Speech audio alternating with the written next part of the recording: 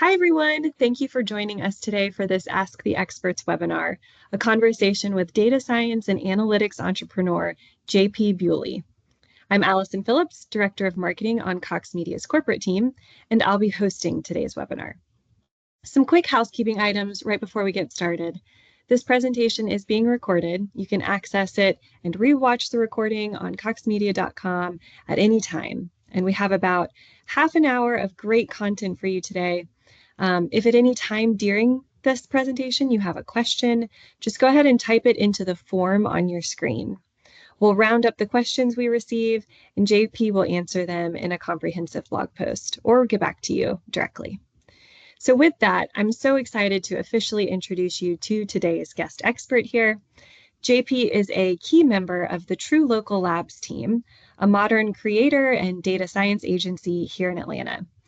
Through collaboration between Cox Media and JP's team, the data analysis techniques provided by True Local Labs are often incorporated into media planning for our clients, taking audience and customer insights to the next level.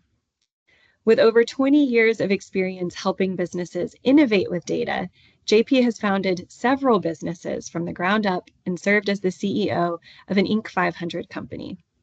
Under his leadership, Acxiom achieved the ranking of #1 CRM agency in the US and was recognized as the leading marketing strategy and analytics practice by Forrester Research. So all of that to say, when it comes to interpreting data to fuel business growth, JP really is a true expert. So with that, I'll hand it over to him. Take it away, JP. Thanks, Allison. And I appreciate the time today to talk with you a little bit about kind of the reflection over those 20 years or so. I feel like I've been doing data longer than I've been growing this beard.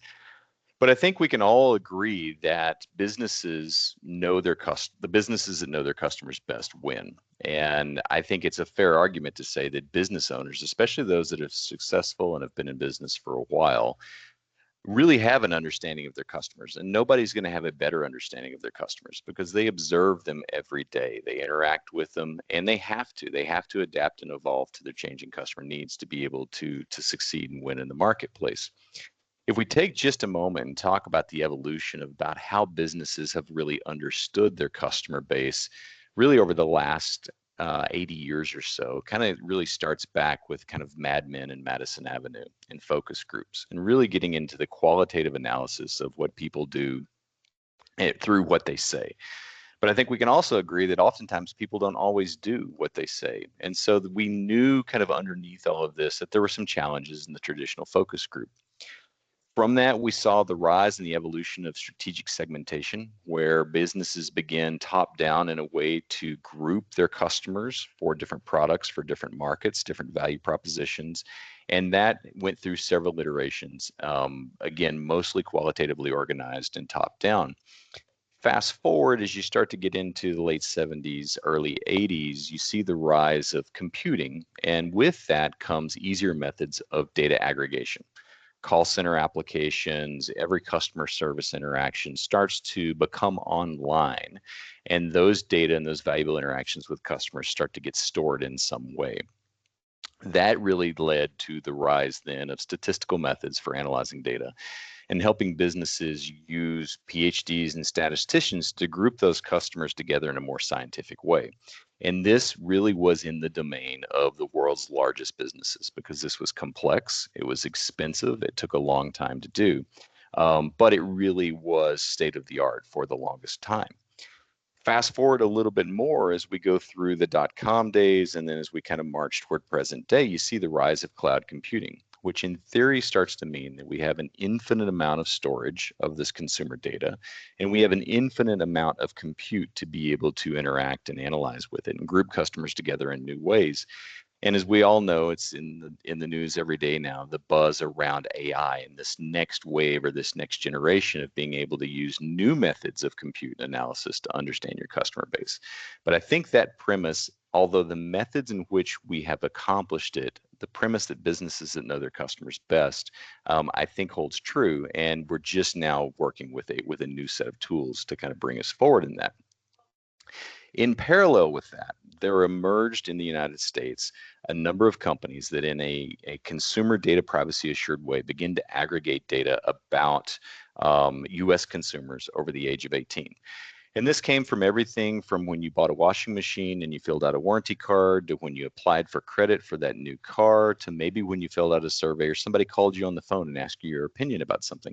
All of that information began to aggregate around you in an identity graph so that we could start to see a number of attributes about you or your household as a consumer. Well, what's happened as we've marched forward is that many of these data aggregators that were good in a particular area have started to reach, in my opinion, parity with one another, where they're now beginning to compete on the number of attributes that they have. They all have really good identity resolution capabilities. They all have some form of syndicated segmentation schema that begins to group the US population into 80, 90, 172 different buckets. And they all have individual level attributes about consumers that range from everything from likelihood to take payday loans to buy Kendall Jackson red wine at the grocery store. And they're continually in this arms race, if you will, of who can out attribute the other. But the reality is that we're reaching a point where enough is probably enough in many instances, unless there's major media changes or disruptions. And we're seeing those numbers be in the 15,000s, the 12,000s, the 17,000s among these key players. And so as these data aggregators move forward and they're starting to become very similar to one another, how we gain access to that, it becomes really, really important. I think it's also to say that in most cases that facts are better than opinions. I mean, we may have hunches and we have these beliefs about what's going on, but the reality is those are based off our ability to observe. The things we see, the things we hear really become our basis of reality. And if you think about that from a business owner's perspective, and we established the premise early on that we think business owners know their business and their customers better than anybody ever will, then they have the facts.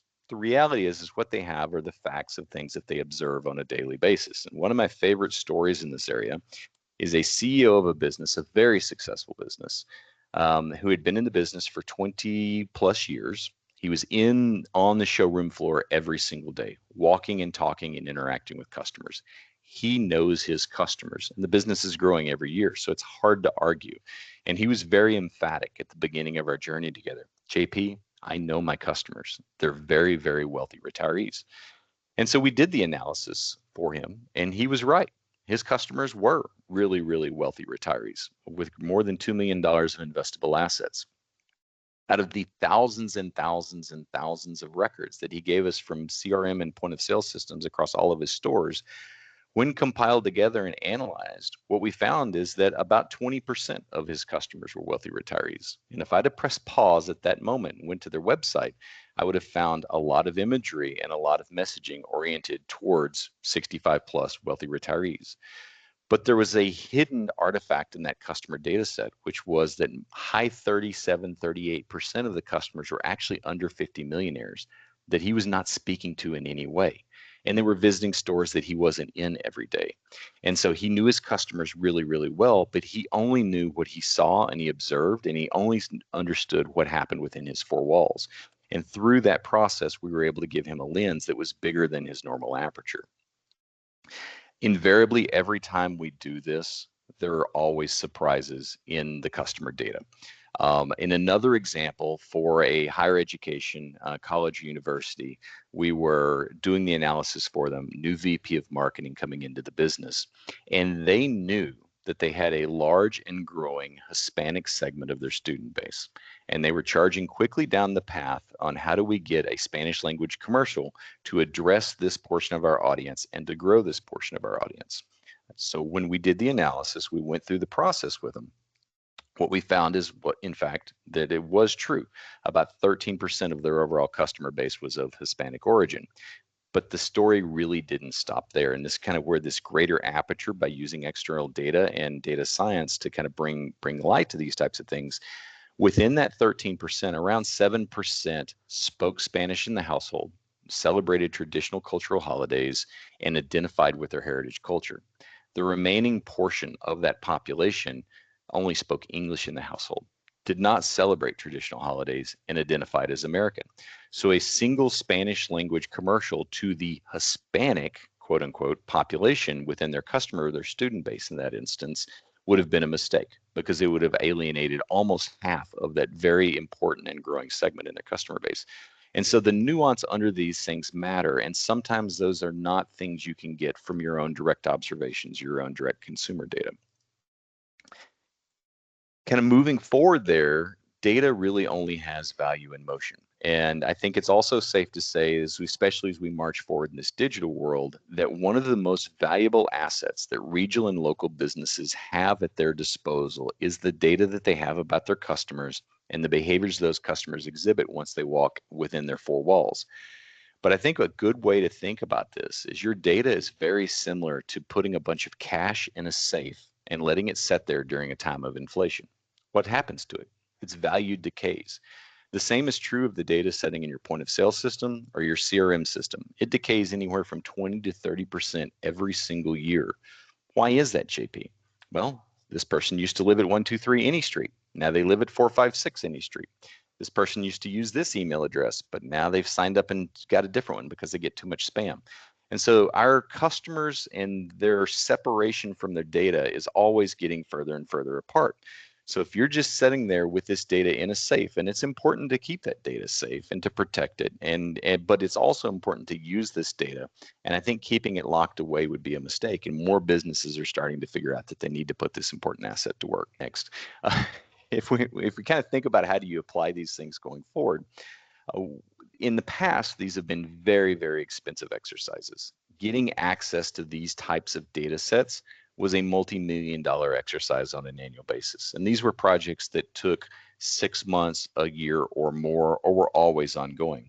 There were also projects that were very batch and episodic, meaning I did a big customer segmentation exercise once a year or once every 6 months, because the amount of lift that it took to get it done, the amount of expense and the data that it took were really, really challenging and complex. But just as we talked kind of in the beginning about the evolution here and the rise of cloud computing and the rise of compute, I'm kind of using a metaphor here of Moore's Law, our ability to gain access to this data, our ability to compute this data and to interrogate it in different ways in a much more discrete, interactive type of fashion has changed substantially. But the market and the business models have not changed to keep up with that. What that now implies is that we can do the same types of things that we've done historically for the Citibanks, the American Expresses, the Delta Airlines of the world. We can now do those for the regional businesses, the HVAC company that has 7 or 8 locations within a particular state, the retail or automotive chain that has 9 or 20 locations in a particular 3 or 4 states. It's now economically viable to do those for those types of companies at a fraction of the cost in a time frame of 4 to 6 weeks instead of 6 to 12 months. And I think that's an important mind shift, is this is becoming accessible to a whole different class of businesses that have never had access to these tools before, which, oh, by the way, have a lot of private equity entrants into their market where they're competing in new ways with new players that have a higher level of sophistication that are familiar with these tools. So I think this is really, really important for these businesses to take advantage of. I think also, if we kind of think about approaches, there's this general tendency to say, you know, if I have the ability and I have the data, why don't I try to speak to every single person in my customer base in a one-on-one fashion? Why don't I have offers that are unique to the individual? Why don't I change my messaging that's unique to the individual? And while if we fast forward down the road, the same way that we looked at that march from strategic segmentation and Mad Men all the way to cloud computing on and AI on the other side, maybe we approach that as we go forward into the future. But the reality is to get started on this, especially if you've never done it before, 1-to-1 is a trap and segments will suffice. If you can get to 3 to 5 segments that represent a plurality of your customer base, that you can begin to orient products, value propositions, and media strategies around, you're well ahead of the game and you're going to get 80% of the benefit out of taking that approach. I like to think of this like playing cards. If I say plumber, professor, pilot, teacher, electrician, each one of those words invokes an image of your mind where you begin to imagine that consumer or imagine that family. And then you can orient strategies around, I bet you that family watches a lot of kids programming.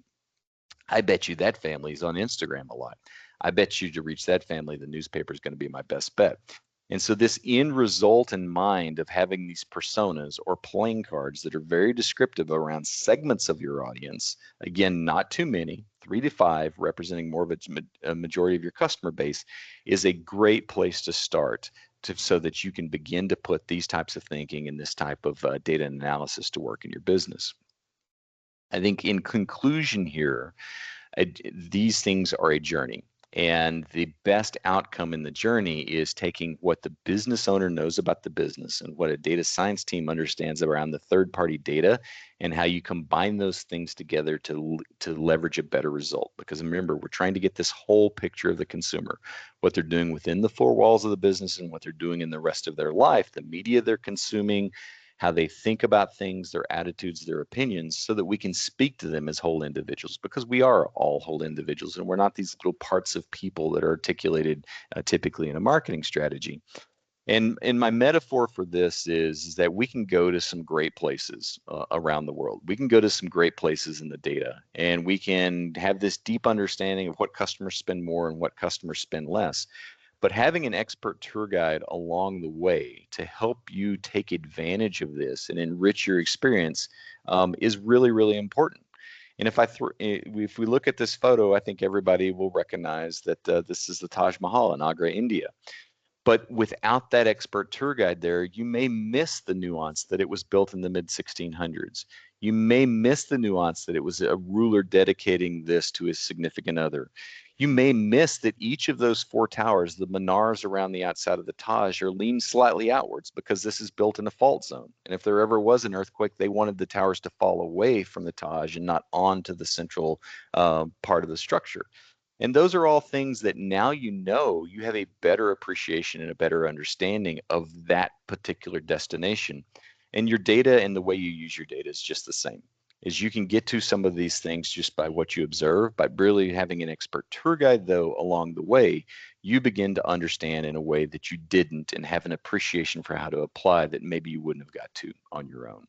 And so that's kind of the way that I think about this evolution and journey and some of the key learnings that I think are important if you want to take advantage of these types of things in your business. So with that, Allison, I'll hand back to you, and I really appreciate the time and giving me the opportunity to talk about these things today. Yeah, thank you, JP.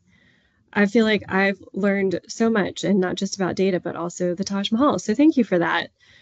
And thanks to all of you who are watching.